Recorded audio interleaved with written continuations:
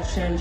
This is a podcast where young African voices get real about the things we deal with in real life and help find solutions to them.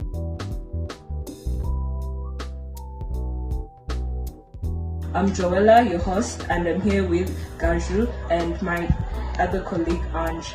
Thank you so much, Joella. And before moving on with the podcast, I would like to highlight that we are not here to be throwing around just facts. We are bringing real life stories. We are bringing honest reflections and some ideas we believe could make a genuine difference. So, let's get into it.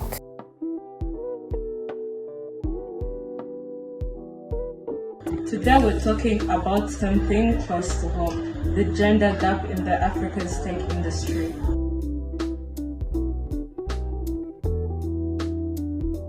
Quick backdrop before we dive deeper. According to the UNESCO, less than 30% of tech professionals in sub-Saharan Africa are women.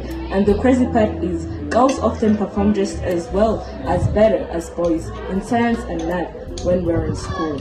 Exactly. As you go higher like university, computer science relevant to startups, leadership position, the number of women drops so fast. It's like the society is quietly telling you to back up.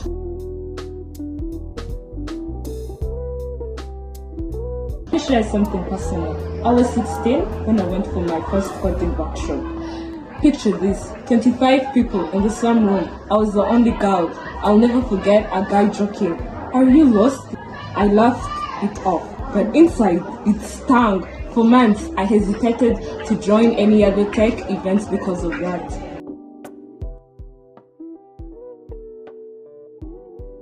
For me, I never really noticed at first because I thought tech spaces were built for people like me.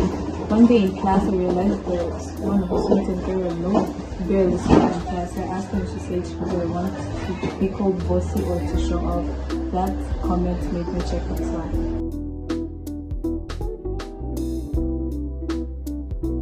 I'll be sharing a little bit different story because it's from a friend. Let's call her Maya. Maya grew up in Kenya, and her academic institution did not have computers or laptops until she was 17, and they had them thanks to an NGO that supported the school. And that is when she actually fell in love with tech. And I remember her telling me, but every time I go home, I meet girls who still believe tech is for boys with glasses. And that made me realize how that mindset is so powerful and dangerous at the same time.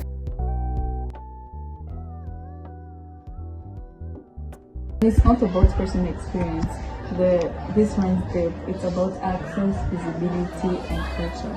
And even in cities, stereotypes still exist. Families might be like, "You should be a nurse, you should be a teacher," while cheering on boys to study engineering and coding. Yeah, no, it's unfair, and a lot of people actually don't realize that it's also a missed opportunity, because imagine what African innovation would actually look like if we had the full genius of all genders involved. And here we are talking about economic growth, we are talking about inclusive design, we are talking about empowered communities actually. We actually spoke to Sarah, a tech entrepreneur from Rwanda. She started an ed tech company. She said the hardest part wasn't starting off by finding money, it was proving that she was legit. The pitch event, people could talk to her male co-founders, and she was the one who built the product. So what we can actually do about it?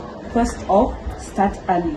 Tech girls do coding in primary schools, make it fun. With all that being said, if we want true innovation, we need everyone at the table. And personally, that means lifting barriers for women and girls in tech and not just talking about it, because we don't need just access, we need visibility and we need trust with respect. Thank you for hanging with us. The Word for Change. It was lovely having you. Stay tuned.